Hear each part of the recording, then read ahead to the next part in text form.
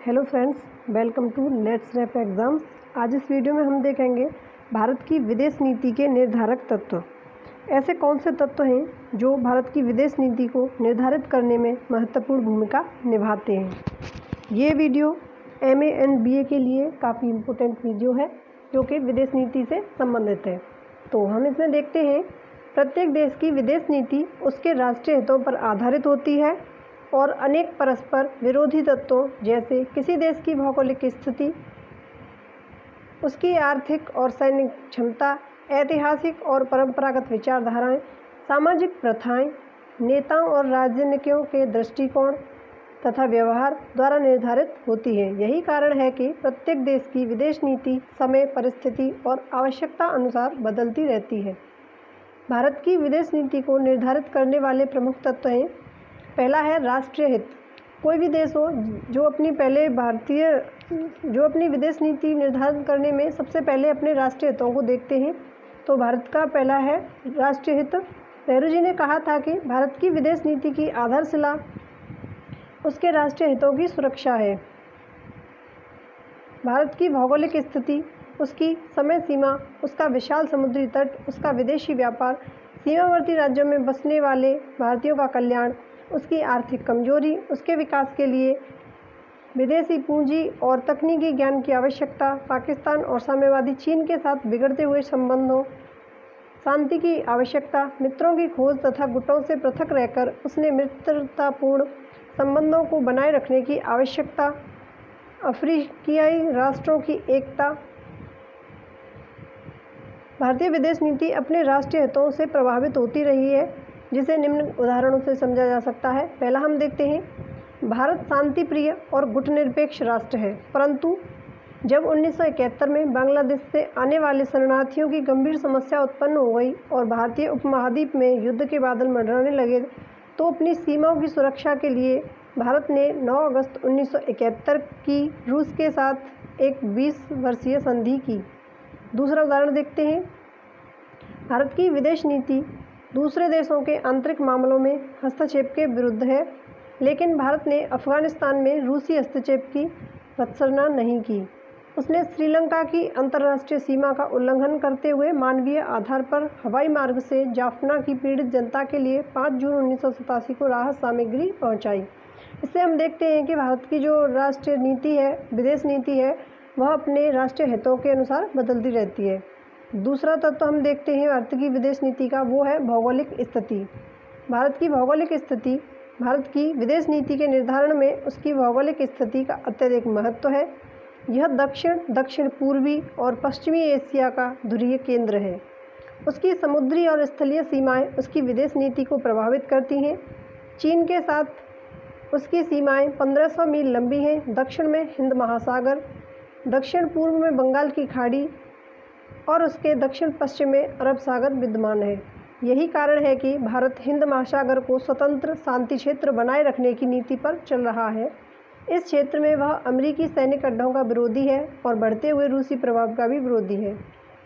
अगला हम तत्व देखते हैं भारत की विदेश नीति का, वो है आर्थिक, तकनीकी और सैनिक तत्व। स्वतंत्रता प्राप्ति के समय से ही भारत की विदेश नीति का मुख्य उद्देश्य भारत का आर्थिक पुनर्निर्माण कर उसे आत्मनिर्भर बनाना है। इस उद्देश्य की पूर्ति हेतु उसे विदेशी पूंजी, तकनीकी ज्ञान और विश्व शांति की आवश्यकता है। भारत की गुटनिरपेक्ष नीति के मूल में यही तत्व अंतर्निहित है कि अमेरिका और रूस दोनों भारत के मित्र बने रहें और दोनों से आर्थिक और तकनीकी सहायता प्राप्त होती रहे। आगे हम देखते हैं, अगला तत्व है ऐतिहासिक लोकतांत्रिक परंपराओं और विचारधाराओं का प्रभाव। ब्रिटिश उदारवाद के साथ साथ भारत ने समाजवादी के ढांचे को स्वीकार किया और व्यवहारिक होते हुए भी उसकी विदेश नीति में आदर्शों और नैतिक मूल्यों का समावेश है। भारत का शांतिवाद भारतीय दर्शन ही सहिष्णु, उदार और मानवतावादी दृष्टि पर आधारित है। अगला तत्व देखते हैं वैयक्तिक प्रभाव। किसी भी देश की विदेश नीति पर उन संस्थाओं और व्यक्तियों का भी प्रभाव पड़ता है जो उसका संचालन करते हैं, जो उस देश के प्रमुख होते हैं। भारत की विदेश नीति पर भी नेहरू का अत्यधिक प्रभाव रहा। पंडित नेहरू ही भारत की शांतिवादी और गुटनिरपेक्ष नीति के कर्णधार रहे थे। अगला तत्व देखते हैं आंतरिक क्रियाओं और दबावों का प्रभाव। किसी देश की आंतरिक शक्तियाँ और दबाव समूह भी विदेश नीति के निर्धारण में महत्वपूर्ण भूमिका निभाते हैं। आंतरिक दृष्टि से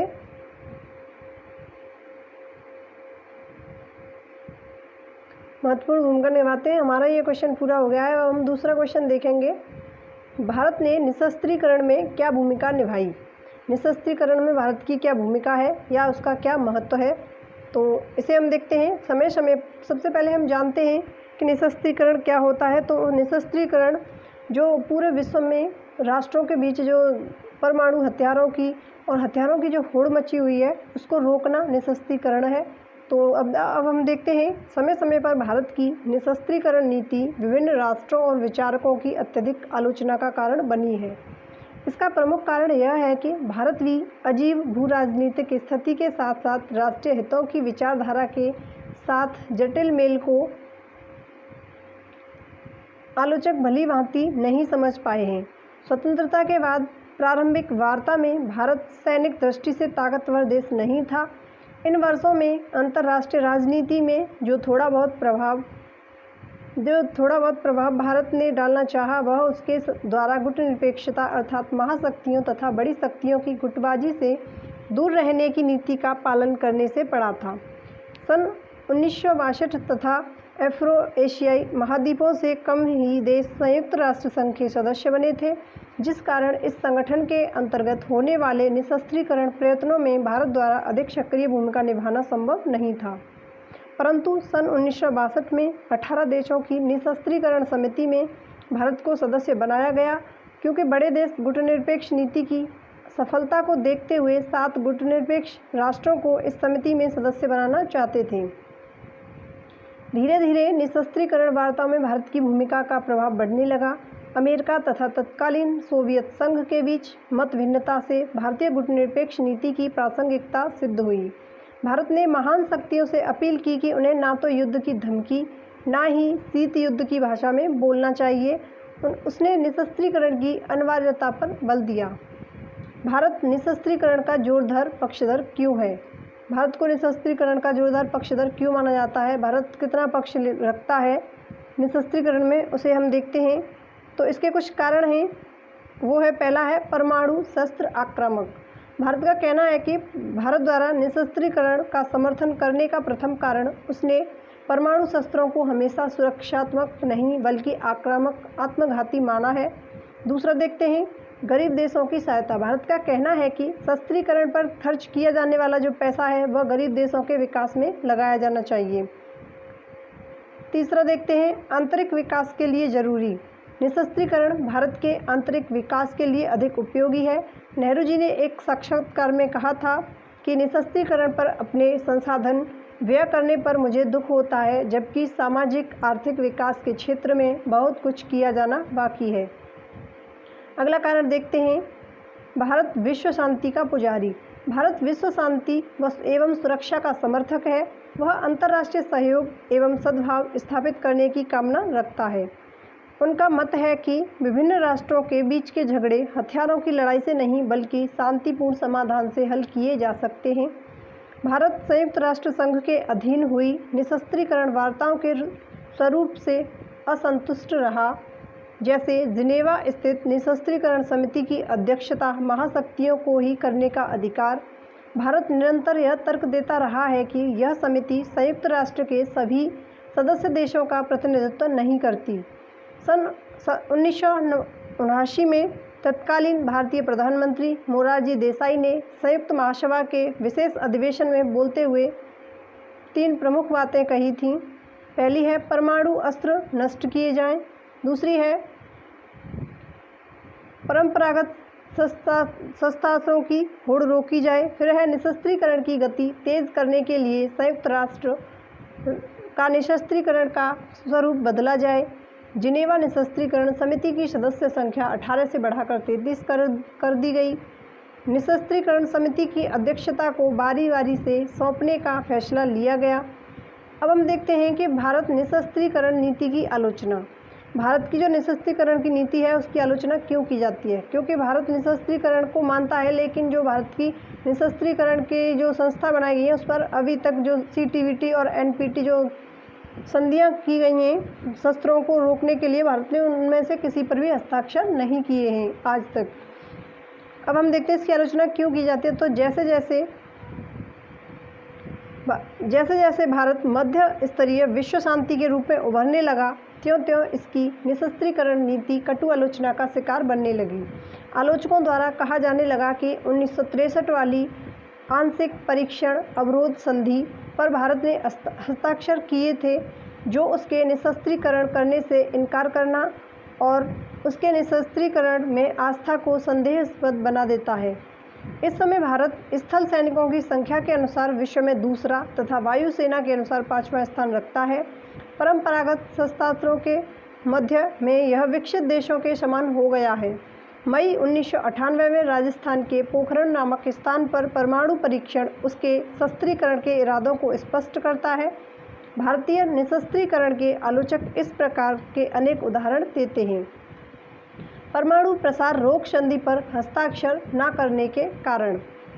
भारत द्वारा इस संधि पर हस्ताक्षर न करने का अभिप्राय यह नहीं किया जाना चाहिए कि वह निशस्त्रीकरण का विरोधी है। भारत निशस्त्रीकरण का विरोध नहीं करता है, लेकिन भारत ऐसा निशस्त्रीकरण चाहता है जिसमें सभी देशों को, सभी राष्ट्रों को समान अधिकार मिले। इस संधि में अनेक प्रकार के दोष होने के कारण उसने इस पर हस्ताक्षर करने से इनकार कर दिया। इसमें मुख्य कारण है, भारत का कहना है कि जो संधि है वह भेदभावपूर्ण है। इस संधि में की गई व्यवस्थाएं बड़ी शक्तियों और छोटे देशों में भेदभाव रखती हैं। जैसे इस संधि के द्वारा बड़ी शक्तियां अपने परमाणु संयंत्र अंतर्राष्ट्रीय निरीक्षण के लिए खोलने को तैयार नहीं, बल्कि छोटे राष्ट्रों के लिए अंतर्राष्ट्रीय निरीक्षण आवश्यक शर्त रखी गई है। भारत का कहना है कि यह सभी देशों के लिए बिना भेदभाव के समान व्यवस्था हो, तभी हम इस पर हस्ताक्षर करेंगे। दूसरा है संधि परमाणु ऊर्जा के शांतिपूर्ण कार्यों के उपयोग में बाधक। इस संधि पर हस्ताक्षर करने वाले देश को परमाणु ऊर्जा के शांतिपूर्ण उपयोग में विभिन्न बाधाओं का सामना करना पड़ेगा।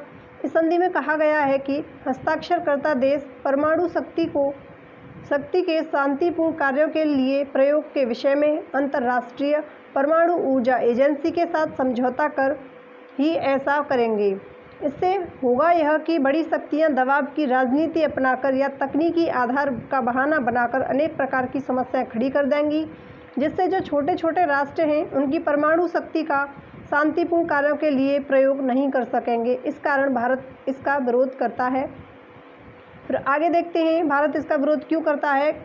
अगला कारण है चीन का आक्रामक दृष्टिकोण। विश्व को पता है भारत के दो पड़ोसी देश चीन और पाकिस्तान हमेशा भारत पर आक्रमण के लिए तैयार रहते हैं, तो भारत अपनी सुरक्षा की दृष्टि से इस संधि पर हस्ताक्षर नहीं करना चाहता, क्योंकि इस संधि पर अगर भारत हस्ताक्षर कर देगा तो फिर उसकी जो परमाणु शक्तियाँ हैं उन पर रोक लग जाएगी और उसके हथियारों पर भी रोक लगा दी जाएगी, उसे पूरी तरह से स्वतंत्रता नहीं होगी। फिर तो इसमें देखते हैं सन 1954 में पंचशील समझौता करने वाले पड़ोसी देश साम्यवादी चीन 1962 में भारत के साथ सैनिक संघर्ष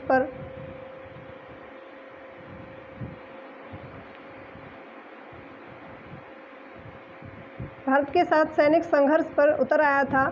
सन 1964 में उसने वियतनाम पर तथा सन 1979 में उसने तिब्बत पर हमला बोल दिया। इन बातों को देखते हुए भारत को चीन के आक्रामक परमाणु खतरे से सावधान रहना पड़ता है, जिस कारण भारत परमाणु प्रसार प्रतिरोध संधि पर कैसे हस्ताक्षर कर सकता है। आगे हम देखते हैं इसका कारण। अगला कारण है भारत एक शांति प्रिय देश है। भारत हमेशा से शांति प्रिय देश रहा है और भारत विश्व में शांति और सुरक्षा स्थापना करना चाहता है। उसने निशस्त्रीकरण का हमेशा से समर्थन किया है। सन 1974 में पोखरण में सफल परमाणु परीक्षण करने के बाद भी उसने परमाणु बम का निर्माण नहीं किया, जो उसके परमाणु ऊर्जा के शांतिपूर्ण कार्यों के प्रयोग का सूचक था। परमाणु प्रसार रोक संधि पर टिप्पणी करते हुए मेसन विलरिच ने सही कहा था कि इस संधि का आशय परमाणु शक्ति पर अनिश्चित काल तक मौजूदा 5 परमाणु देशों का एकाधिकारपूर्ण नियंत्रण रहना। इस संधि का उद्देश्य किसी छठे देश को परमाणु हथियार संपन्न बनने से रोकना है। संधि में यह बात भी निहित है कि परमाणु शस्त्र विहीन राष्ट्र को किसी भी हमले से सुरक्षा के लिए अथवा अधिक परमाणु हथियार संपन्न देशों पर अनिश्चित काल तक के लिए आश्रित रहना पड़ेगा। यही कारण है कि शांतिपूर्ण राष्ट्र होने के बावजूद भारत ने इस संधि पर हस्ताक्षर नहीं किए हैं। के सुब्रमण्यम ने उचित ही कहा है कि परमाणु निशस्त्रीकरण का प्रश्न औद्योगिक जगत के दिलो दिमाग में ही जीता जाएगा। इसके लिए यह आवश्यक है कि परमाणु शस्त्र प्रसार पर रोक की अपेक्षा परमाणु शस्त्रों के विरुद्ध जंग छेड़ी जाए।